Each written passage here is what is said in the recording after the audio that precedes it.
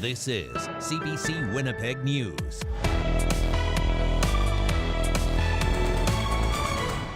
The whole community will be grieving with the family. Trapped by flames and nowhere to go, the wildfire risk takes a deadly turn. Good evening. Thanks for joining us. It's been a difficult day for emergency crews and families in the Lac du Bonnet area. RCMP confirming 2 people have been found dead after getting trapped in the fire-ravaged community. CBC's Mike Arsenault is in Lac du Bonnet and joins us live tonight. Mike, what do we know about the situation so far? Well, Brittany, the conditions here are still changing even as I stand here. The tree line behind me has all but disappeared behind a big cloud of thick smoke, and that's only in the last half hour or so. And today, police say they recovered the body of a man and a woman. The RCMP say they were trapped as the wildfire burned all around them. This is what the fire looked like yesterday around Windigo Road. That's where police say the 2 bodies were recovered. Mounties say there were reports of missing people, but conditions were so bad they couldn't get into the area. It took until this morning for crews to be able to get them. It's believed they died from injuries sustained in the fire. The Reeve of the area says it's a tough day. Well, I think it's needless to say that the whole community will be grieving with the family.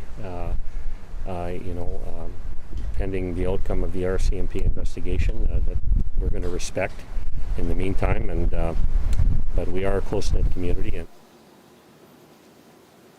So, Mike, as we wait to learn more about who these people are, what do we know about the situation there right now?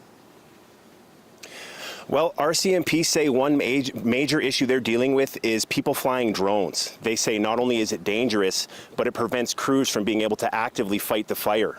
Yesterday, water bombers were grounded here in Lac du Bonnet because of those drones. Mounties say not only is the fire is still active and out of control. There are hot spots, downed hydro lines, as well as dangerous structures. We also have a very large number of firefighters, conservation officers, and hydro workers doing their critical work at this time. They say anyone caught flying drones over evacuated areas will be referred to RCMP and charged. Brittany.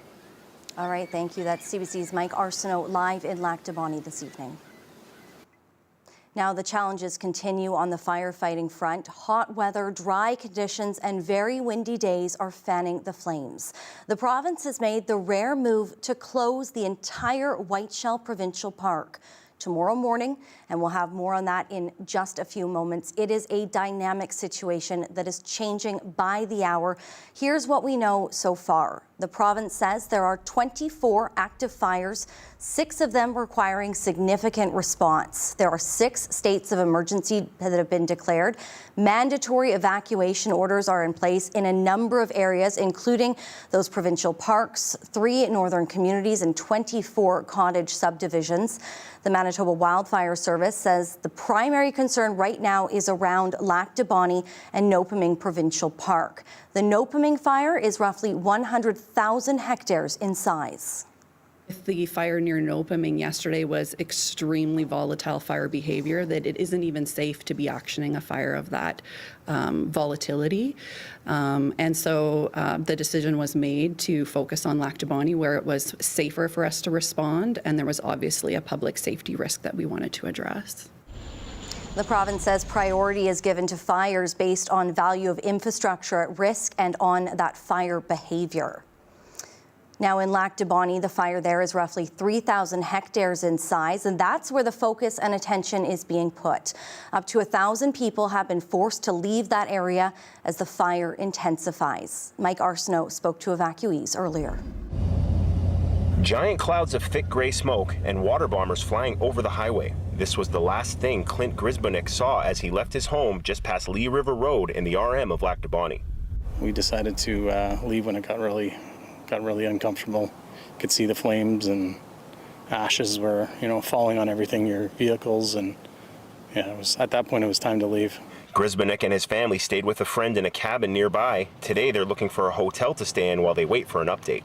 The next 36 hours, I guess we'll know whether we lose our house or not. Krista Diddick only had 30 minutes to decide what to take with her before she had to leave her home in the RM of Alexander. She and her family had to drive right past the fire to evacuate. You could see the flames, you could see orange on the tops of the trees and just billowing smoke. We saw the water bombers going by, collecting water and going and dropping, and it's really scary. Lauren Schinkel is the Reeve of the RM of Lac du Bonnet. He estimates at least 1,000 people have been impacted by the wildfire. He doesn't know how long evacuations will be in place. I understand the angst of the people. We're just as anxious. You know, we're thankful today that there's been a change in the weather, but we just ask for everybody's patience. Grismanek hopes to return home soon. At the end of the day, right, you can replace everything, and as long as everybody's safe, you know, life goes on, right? Schinkel says a number of power lines have been knocked down in the area, and until they're fixed, it's not safe to go back. Mike Arsenault, CBC News, in the RM of Lac du Bonnet. And now back to the southeast. Another massive fire is growing. That's in Ingolf, just on the other side of the Manitoba border in Ontario. And right now, the risk there is imminent. It's forced the province to make widespread closures and evacuations. As of 9 a.m. tomorrow, access to the Whiteshell Provincial Park will be restricted, and anyone in the area must leave by 1 o'clock tomorrow. CBC's Caroline Bargout was there earlier, speaking to some evacuees. This is the fire in Ingolf, Ontario. It's doubled in size since Tuesday and is now estimated at about 20,000 hectares. A number of communities here in the Whiteshell have been evacuated because of concerns it could spread to Manitoba properties. Trevor Downs lives in West Hawk Lake. His home is one of about 1,000 properties in the area that are under evacuation orders. The last 24 hours, well, stressful because of the fires, and then worries about the wind conditions changing, and the winds have changed. People we spoke to expressed frustrations that the government's website has not been updated, so they have no idea what the latest information is on the fires or if they should leave. The province admits it hasn't been very good at updating information online. Yeah, so obviously, again, our focus is on responding in the moment. And so sometimes there is a lag in the information getting entered into a computer and put up onto the website. We do strive to keep that as up to date as we can. Rest assured that the folks who are immediately impacted by the situation, so whether they need to be evacuated, whether there's a risk they need to be put on alert, they are being communicated with locally. Outside of anything going publicly on our fire view map. The province is asking anyone who is not under evacuation notice to stay alert and be on the lookout from communication from their local authority. The province says while there is rain in the forecast, it won't be enough to make much of a difference. And with rain comes concerns of lightning, which could cause more fires. Caroline Bargout, CBC News, West Hawk Lake. Meantime, a wildfire threatening another stretch of southeastern Manitoba has grown substantially and destroyed at least 2 structures. The RM of Piney says a wildfire there has now grown to 7,000 hectares. The fire now covers more than 7.5 kilometers along Provincial Road 203 northwest of Badger. It remains out of control. The RM says the blaze has reached the tracks but not jumped them, and the focus is on Carrick. Helicopters have been working throughout the day along with heavy machinery, focusing on creating fire guards to the west and southeast sides of the fire. Crews are setting up sprinklers along properties and homes the fire is threatening. As of this morning, there were 2 known structures lost. Let's bring in Riley. Riley, it's a lot of information for people to take in and a lot of fires. Can you take us through the region right now? Yeah, so we'll start with that fire that's down in the Piney region, estimated at 7,000 hectares. And as you can see, has breached highway number 203. Northerly winds have been pushing this fire to the south as we've gotten throughout the day today. Over to the Ingolf fire now. This one now an estimated 20,000 hectares and getting closer to the Trans-Canada Highway, getting closer to Falcon Lake. And that's why we've seen some of those closures taking effect in the park, some of those evacuations with just how close this one has gotten down into the Whiteshell. The other one of concern, of course, being this fire near Bird River, 100,000 hectares, 5,000 hectares into the arm of Alexander, which borders this. Again, northerly winds today have been pushing this one a little bit further to the south. But the one of greatest concern, at the moment at least, has been the one near Lac du Bonnet. Small in comparison, 5,000 hectares, but a shift in winds will push this one likely closer to the community of Lac du Bonnet as we get into the day on Thursday. So winds die down a bit as we get through the night tonight, but look at what happens as we get into the day on Thursday. We'll see that wind shifting around out of the east. That is going to push some of those fires, particularly the one at Bird River and the one at Lac du Bonnet, a little bit further to the east, and that is going to continue to threaten communities that are in that area. On the complete other side of the spectrum, we do have some rain in the forecast, as Caroline mentioned, and even some flood warnings in parts of the province. We'll go into detail on all of that when I come back in a bit. All right, lots to get through. Yes. Thank you, Riley. You're welcome.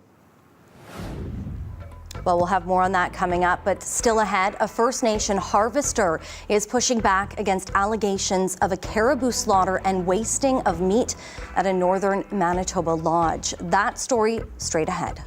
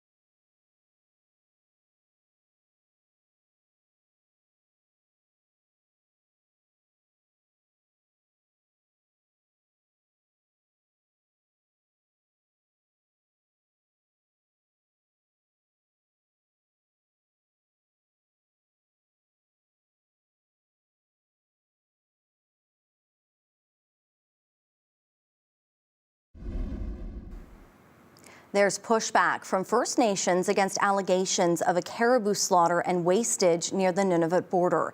And a warning, this story contains images of the hunt and some may find the video graphic. Now, the issue came up in the Manitoba legislature Tuesday after a lodge owner raised concerns over caribou remains found on his property. CBC's Josh Crabb reports. The remains of caribou can be seen in piles on the property of Newelton Lake Lodge. These aerial images were captured April 11th and released by the lodge. It has sparked outrage and concern among some hunters and advocacy groups. What we've seen was, numerous kill sites of caribou, a lot of destruction of property. Chris Heald with the Manitoba Wildlife Federation sent staff to the site at the owner's request a week after the video was taken. He says they saw the remains of between 50 and 75 caribou, including cows and fetuses. He argues no one should be allowed to hunt when pregnant caribou are migrating. The Manitoba Conservation Officer Service and RCMP also went to Newelton Lake Lodge. Sergeant Paul Meneg says the Mounties are investigating damage to the lodge, while conservation is looking into possible wastage. Officers spoke to a group hunting in the area Meneg described as cooperative, and they got reports there were only 9 caribou visible at the time. Unfortunately, that's the drawback of social media is people are going to see short snippets or photos that may not tell the whole story. The barren ground caribou in this area are not at risk, but the population is in decline. First Nations and Inuit harvesters are known to hunt in this area, which is traditional Dene territory, to feed their communities.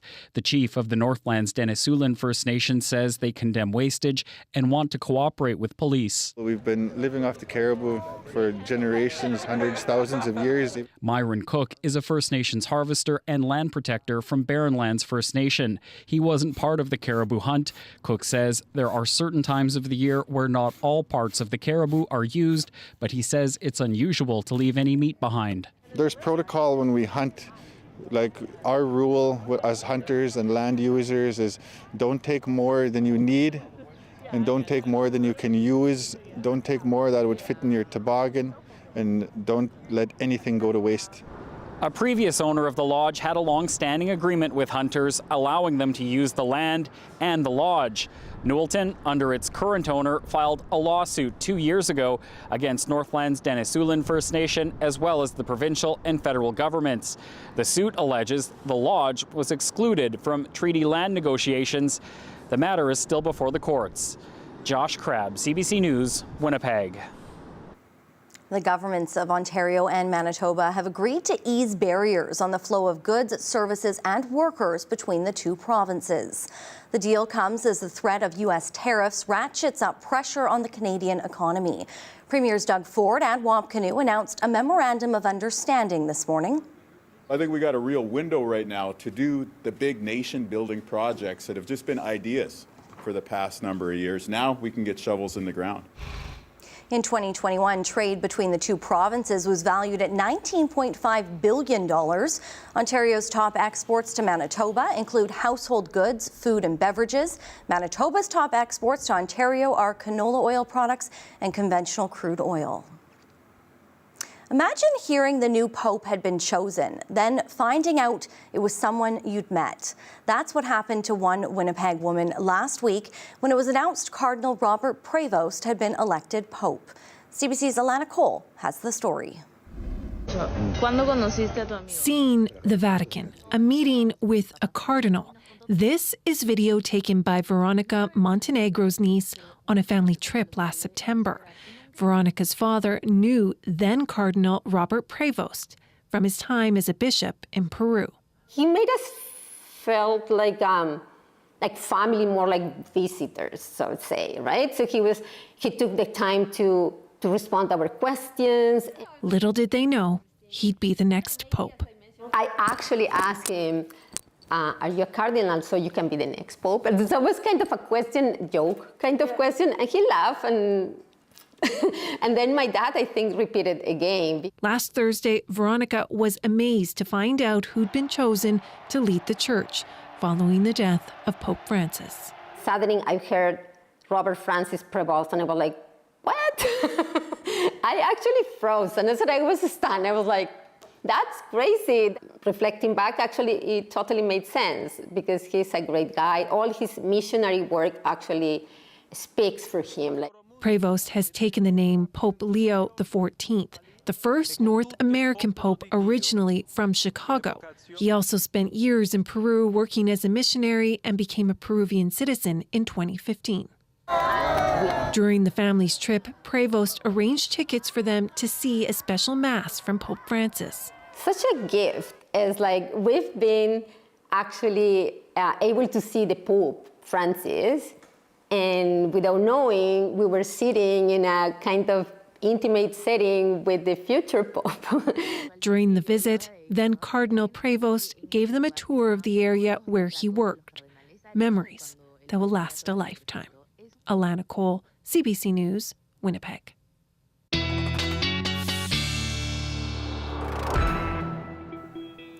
Riley's back in now. Riley, it was another warm day today, not as hot as we've seen, but the one thing everybody is really hoping for is rain and a good soaking. Oh yeah, a good soaking.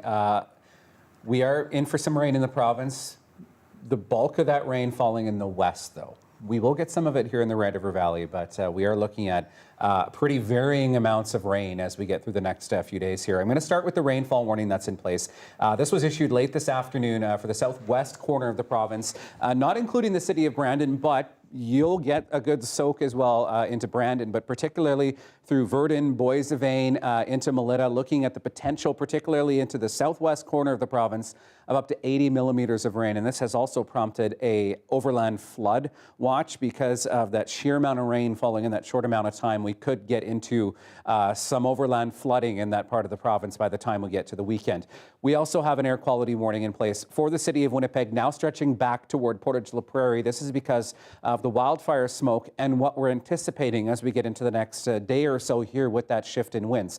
So a first push of rain pushing across the western part of the province today, already up to 20 millimeters in some parts of southwestern Manitoba throughout the day today. On the eastern side of the province, another hot, dry one, and that's what we get as we get into the day on Thursday, is another hot, dry day. As we get into Thursday, though, we do start to see the leading edge of this rain pushing into western Manitoba, and this is good news for that fire that's burning up near the Paw, that more than 40,000 hectares in size. This is the rain that the firefighters in the northern part of the province need in order to get that one under control. In Winnipeg, we do get a chance of some showers through the afternoon, more so into the evening with the risk of a thunderstorm. As we get into Friday, though, that's when we have our best shot at some rain here in the Red River Valley as this system wraps around and pushes back into northwestern Ontario. So yes, we'll get some rain. Will it be as much as western Manitoba, and will it be as much as we need? Likely not, but we'll take what we can get at this point. Looking at some of the rainfall projections as we get into the next 48 hours here, I don't think some of these numbers are all that too unrealistic. Some pockets of up to 80 millimeters in places like Melita, up to 50 into the Parkland. I'm saying about 15 to 25 for the Red River Valley. Of course, a little bit less the further east you go. With that shift in winds comes a little bit more smoke as we get into the day on Thursday for the Red River Valley. I do think that we'll see some of those air quality warnings expanded a little bit further west just because of that shift in winds out of the east. As I was mentioning earlier, not good news for those firefighters that are working out near Lac du Bonnet and into the Whiteshell. Your 7-day forecast is coming up. Okay, thank you, Riley. You're welcome. Well, it was a sunny day out there, even if it was hazy. We have more to come after this. Stay with us.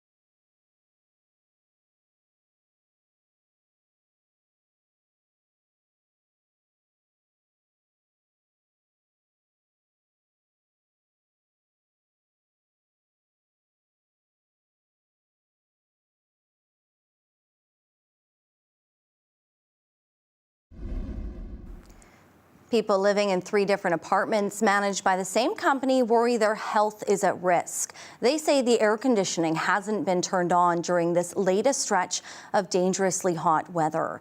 Residents say they're worried about themselves and their neighbors. One woman tells CBC Edison Properties needs to do whatever it can to get the AC on in its buildings.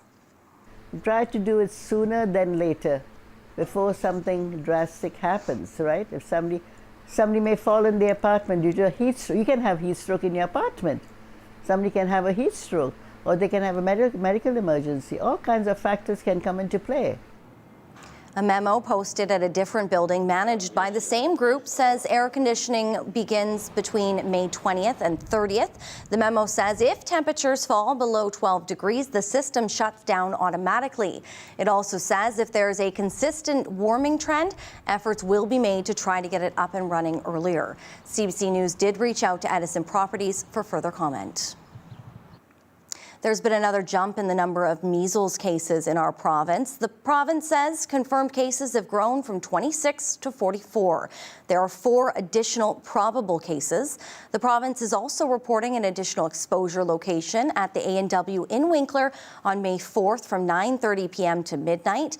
Now, due to the rise in cases, eligibility for the vaccine is being expanded to include infants from 6 months to under 12 months of age in the Southern Health region.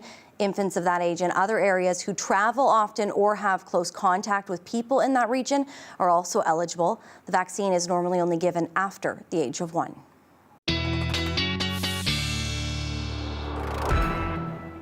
All right, look at your temperatures across the province for your Thursday. Another warm one. I mean, not as warm as it has been, but certainly another hot and dry one tomorrow.